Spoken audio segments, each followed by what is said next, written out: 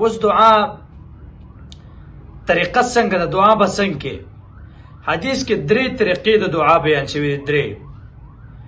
یو چې کله ته دعا کې لاس په څنګه چوتې نو درې قسمه لاس هم چوتولی. لاس حدیث کې درازي یو دومره دی چې لاس ته د وګو سره برابر کې دونه چوت کې چې ستا د وګو سره ستاره لاسونه برابر شي. یو حدیث کې دا راغلی دی.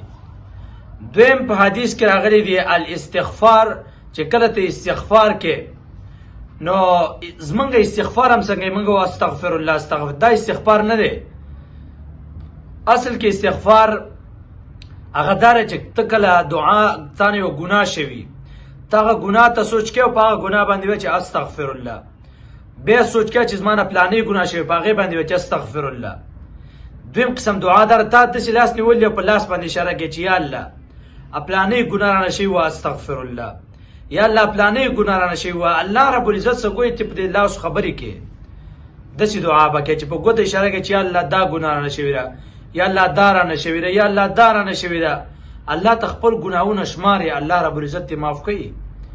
او دریم قسم لاسونه چوتول دا موږ چې څنګه لاسونه چوتو چې تندې ته خپلې ګوتې دا مخامخ کو لاس هم داسې بند کړی نو الله رب العزت هم لاس نیولي یا الله موږ له په دې لاسو کې خیر راواچوه.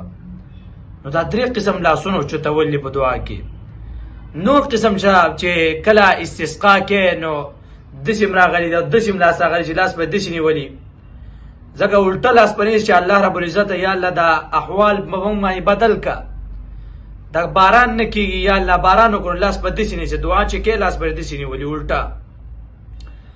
مختلفې طریقې راغلي دي خو بهرحال په هره طریقه باندې چې د الله رب العزت نه دعا کې الله رب العزت نه غوښتل کې الله په دې خوشحالېږي او بنده په دې خفه کېږي چې بنده نه وغواړي نو قسم دې ذلیله کوي دی او خدای وایي چې زما نه ونه غواړي نو ذلیله کوم دې زما نه وغواړه چې درکم الله.